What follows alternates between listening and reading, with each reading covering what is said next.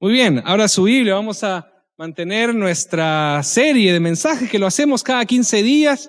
No sé si usted se ha dado cuenta que lo hacemos cada 15 días y hoy vamos a hablar particularmente de Génesis 5:24.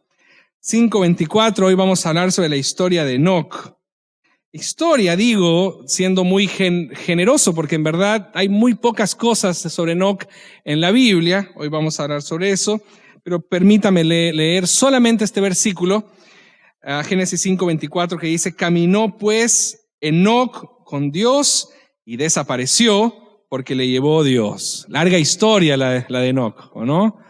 Una larga historia. Muy bien, vamos a orar, hermanos. Querido Dios, gracias por tu palabra. Qué bueno saber que tú, Señor, eres un Dios que justamente en los pequeños versículos también tú tienes grandes verdades para nosotros. Así que, Señor, queremos hoy que tú abras nuestros ojos y oídos espirituales y que podamos ver tus verdades para ser transformados por ellas. Gracias, Señor, por darnos tu Espíritu que está posando sobre este lugar. Gracias, Padre, por darnos el privilegio de amarte y saber que tú tienes un plan para cada uno de nosotros. Gracias, Señor, en el nombre de Cristo Jesús. Amén y amén. Muy bien. El propósito de esta serie, voy a retroceder un poquito para que ustedes vean bien la imagen. El propósito de esta serie es que nosotros podamos vivir, pero que nosotros podamos vivir más, que nosotros podamos sentir más, que nosotros podamos disfrutar más, que nosotros podamos experimentar más, pero no cualquier cosa, sino lo que Dios tiene para nosotros. Por eso cuando nosotros hablamos de expandir nuestros límites y de vencer la mediocridad, nosotros estamos hablando de lo que Dios quiere para cada uno de nosotros, que es algo pleno, algo maravilloso. Muy bien, esta serie nos invita a que nosotros no seamos parte del promedio, de lo que todo el mundo haría en diversas circunstancias, sino que nosotros podamos cumplir lo que Dios quiere para cada uno de nosotros en aquellas circunstancias. Ya está claro que nosotros no estamos hablando de vivir con éxito o con prosperidad en comparación con los demás. Ciertamente lo que nosotros estamos hablando aquí y lo que vamos a hablar todos los domingos y cada domingo que el Señor nos permita predicar su palabra, estamos hablando aquí de vivir por Dios, de vivir en Dios, de vivir para Dios, de vivir con Dios. Eso es un gran desafío para nosotros porque no sabemos hacerlo. Desconocemos el cómo poder caminar con Dios. Muy bien. Hoy vamos a hablar sobre expandiendo mis límites en mi espiritualidad. Enoc, este personaje que nosotros estamos viendo aquí, es citado muy pocas veces en la Biblia. Por ejemplo, es citado por Judas, el Evangelio de Judas, que dice: de estos también, en Judas 1:14, de estos también profetizó Enoc, séptimo desde Adán, diciendo: he aquí vino el Señor con sus santas decenas de millares para hacer juicio contra todos. Entonces podríamos decir que Enoc vivió en un tiempo de corrupción moral y podríamos decir de que cuando hablamos de Enoc estamos hablando de alguien que vive en oposición al sistema de su época. En otro texto también Enoc es mencionado o aparece en la genealogía de Jesús. Eso aparece en Lucas 3:37, que dice: hijo de Matusalén, hijo de Enoc, hijo de Jared. Y nosotros podríamos decir que Enoc es alguien que forma parte de la historia de Dios. Después también otra mención de Enoc es que Enoc es mencionado en el libro de Hebreos. Y dice así, Hebreos 11:5, por la fe Enoc fue traspuesto para no ver muerte y no fue hallado porque lo traspuso Dios, y antes de que fuese traspuesto tuvo testimonio de haber agradado a Dios. Entonces podríamos decir de que Enoc fue beneficiado por Dios para no experimentar la muerte porque es alguien que vivió por la fe. Y por esto agradó a Dios. Entonces podría cerrar el sermón diciendo que la vida cristiana se trata de vivir en oposición a la cultura o al sistema de la época, que vivir la vida cristiana se trata de formar parte de la historia de Dios, y podemos terminar el sermón diciendo de que vivir la vida cristiana se trata de vivir por la fe. Y entonces estaríamos todos felices y contentos con eso. Pero el punto aquí es que hay un texto que me llama la atención, que es Génesis 5:24, que nos dice simplemente caminó Enoc con Dios. Y no dice nada más, y fue traspuesto y desapareció. Y me llama esto la atención, porque esta es la única palabra que caracteriza a Enoc: caminó con Dios. Entonces Enoc fue alguien que caminó con Dios y punto final. La pregunta que yo me hice entonces es: ¿podemos expandir los límites de nuestra espiritualidad tan solo con el hecho de caminar con Dios? Aparentemente aquí vamos a establecer dos paradigmas de cómo nosotros llevamos nuestra relación con Dios y cómo nosotros llevamos nuestra espiritualidad con Dios. Uno de los primeros paradigmas es este: Dios es un medio que genera expectativas. Hermanos, quiero partir ya de lleno para que nadie se confunda con el punto, que Dios no es un medio. Dios no es un medio a partir del cual podemos experimentar más felicidad, más satisfacción, más contentamiento, más sentido, más significado y más placer en la vida. Dios no es un medio para eso. No es un medio para recibir respuestas a nuestras preguntas tampoco. Usted, o mejor yo, o cualquier persona no cree en Dios para pedir explicaciones acerca de nuestro mundo, acerca de nuestro cosmos, acerca del universo. Caminamos con Dios, y ese caminar con Dios no debería nutrir ninguna expectativa de nada. No debería nutrir ninguna expectativa, por más legítimas que sean. No deberíamos nutrir esperanzas.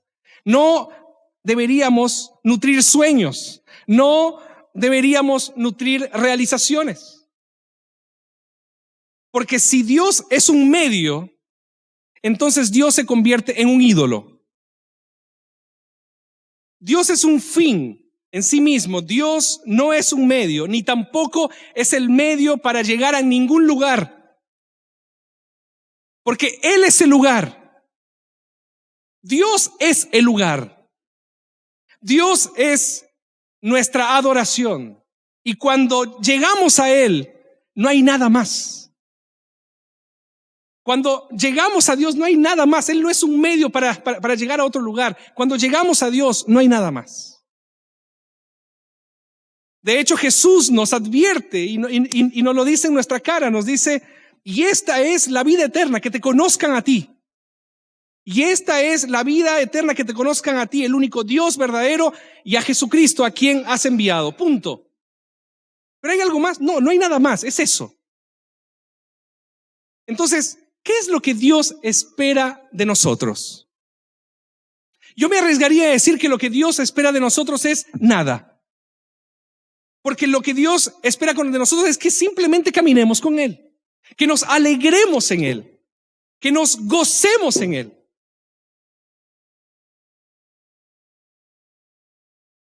Pero ¿acaso Dios no quiere que levantemos testimonio en Valparaíso acerca de quién es Él? Si es que eso pasara, nosotros nos estamos uniendo a la misión de Dios. No nace en nosotros, nace en el corazón de Dios. Es su misión y nosotros nos unimos a Él. No es nuestra misión, es la misión de Dios. Por lo tanto, Dios espera de nosotros que caminemos con Él. Pero entonces, solo caminar. ¿Qué más quiere Dios? O mejor, ¿qué más quieres tú de Dios? Yo me hice esta pregunta esta semana y me costó hacer este sermón, porque ¿qué es lo que yo quiero de Dios? Y yo haciendo una revisión de lo que es Dios para mí, yo ya conozco a Dios, tú ya conoces a Dios, tú ya recibiste su salvación, tú ya fuiste visitado por Dios. Tú ya recibiste el don de la fe. Tú ya tienes una nueva vida en Él. ¿Qué más quieres? ¿Qué más quiero yo? Hermanos, cuando llegamos a Dios con la expectativa de que Él nos lleve a otro lugar, en realidad nuestra búsqueda no está en Dios, sino en ese lugar. Ese es nuestro detalle. Entonces, Dios, o mejor, nuestro Dios en minúscula, es ese lugar y no el Dios que adoramos aquí. Porque si no, Él se convierte en el ídolo que me llevará a ese lugar, o que supuestamente me llevará a ese lugar. Hermanos, Dios, nuestro Dios, no te va a llevar a ningún lugar, porque Él es el lugar, porque Él es nuestra vida, porque Él es nuestra adoración. Él es el lugar. Si vivimos nuestra espiritualidad de la forma en la que Dios es un medio, entonces esto va a generar expectativas. Y en estas expectativas vamos a construir una relación con Dios. Y es una relación, tristemente, es una relación oportunista, es una relación pragmática, es una relación utilitarista o utilitaria. Es una relación que instrumentaliza a Dios a sus propósitos. Es una espiritualidad que negocia con Dios, que hace negocios con Dios. Si tú me das esto, entonces yo. Sí, y entonces. Si tú haces esto, entonces yo. Es una relación triste que negocia con Dios. Es un medio que genera expectativas. Entonces, esto claramente siempre lo hemos visto, tiene un triste final de decepción, de desilusión, de frustración, de desesperanza y de finalmente alejamiento. Porque Dios no hizo y no quiso hacer lo que yo esperaba de Él. Primera cosa entonces. Y segunda cosa, ya tachándolo obviamente. Y segunda cosa, Dios es un fin que genera confianza. Hermanos, no podemos hablar de Enoc de grandes hechos. No podemos hablar de Enoc de grandes hechos extraordinarios, de sanidades, de cosas maravillosas que hizo Enoc. No sabemos nada de él. De hecho, no podemos decir que la vida de Enoc fue llena de buenas obras que beneficiaron a su generación. No podemos decir eso simplemente porque la Biblia no lo dice. No podemos decir que Enoc experimentó beneficios por el hecho de andar con Dios. Tampoco podemos decir porque la Biblia no lo dice. Lo único que podemos decir de Enoc es que él entendió que caminar con Dios es un fin en sí mismo, no es un medio. Que cuando alguien anda con Dios, ese testimonio merece un punto final. Entonces yo le pregunto a usted, ¿para qué estás aquí? La respuesta de Enoc es, yo camino con Dios. Si yo le pregunto a usted, ¿qué esperas de Dios? La respuesta de Enoc sería, yo camino con Dios. Si yo le preguntara a usted, ¿qué esperas realizar para Dios? La respuesta de Enoc sería, yo camino con Dios. Es muy interesante porque eso ya lo hemos visto con Habacuc, con el profeta Habacuc. Y lo vimos dándose cuenta que aunque la higuera no florezca, ni en las vides haya fruto, y aunque falte el producto del olivo, y en los labrados no den mantenimiento, y las ovejas sean quitadas de la majada, y no haya vacas en los corrales, Habacuc dice con total confianza, dice, con todo yo me alegraré en el Dios de mi salvación. Es muy interesante porque el texto termina así. El Salmo 13, que tiene la misma lógica, termina así. Todas las crisis de los grandes hombres de Dios terminan así. No terminan con la respuesta de Dios, terminan con la respuesta de confianza de aquel que entiende que esto es solamente caminar con Dios y yo me voy a alegrar en ti. ¿Pero qué esperas? Yo camino contigo. es muy interesante porque aunque no pueda llegar al lugar donde me gustaría llegar, Él será mi Dios. Si Dios no me da lo que supuestamente me tiene que dar, Él será mi Dios. Eso es tremendo. Pero aquí entonces, aunque pase esto o aquello en mi vida, con todo entonces yo le voy a alabar y caminaré con Él. Es la oración de María. María en Lucas 1:38 dice eso. He aquí la sierva del Señor, hágase conmigo conforme a tu voluntad. Punto. Punto final.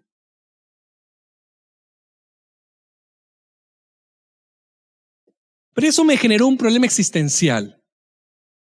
Yo iba a terminar el sermón aquí.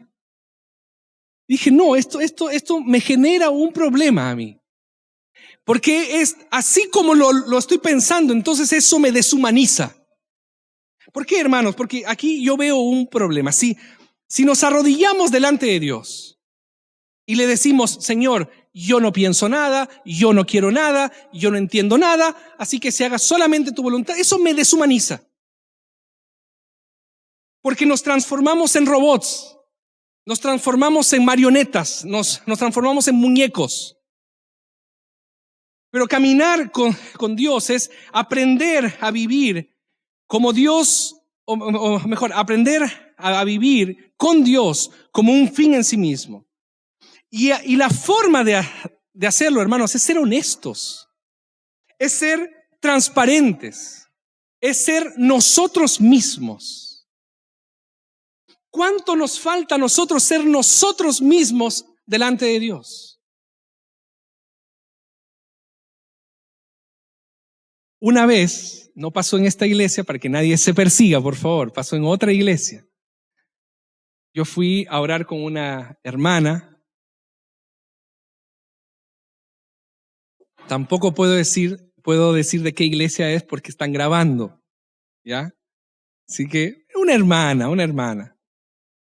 Fui a orar con ella y la hermana pasamos tiempo conversando y en la conversación me dice que ella no estaba contenta con la casa que le habían dado, ¿no? Era una hermana que estaba con problemas de vivienda y era una hermana con necesidades, pero le dieron una casa, unos familiares le dieron, y no le gustaba la casa, porque tenía, qué sé yo, tenía hongos, tenía una humedad, tenía una serie de cosas que no le gustaban. Entonces yo conversando con ella quejándose conmigo, yo obviamente escuchando. Y al final casi al final de la conversación le dije, bueno, hermana, vamos a orar. ¿Qué le parece si oremos por esto? Y yo le digo, bueno, hermana, ore, entonces ore usted y después oro yo. Y la hermana dice, querido Padre, te damos gracias por la casa que tú me diste. Estamos, Señor, agradecidos a ti. Y le dije, hermana, pare un momento, por favor. Usted tiene que ser más honesta con Dios. Hay que decirle, Señor, a mí no me gusta esta casa, esa es la verdad. No puedes vivir todo el tiempo, Señor, y gracias porque una bendición. Pues usted siente que esto no es una bendición para usted. Esa es la verdad. Y lógicamente la hermana casi me pega, obviamente por la situación. Pero dije, yo le doy una segunda oportunidad. Oremos. Dios le está escuchando y Dios conoce su corazón mejor que usted conoce su propio corazón. Entonces, ore al Señor. Y ahí la hermana oró.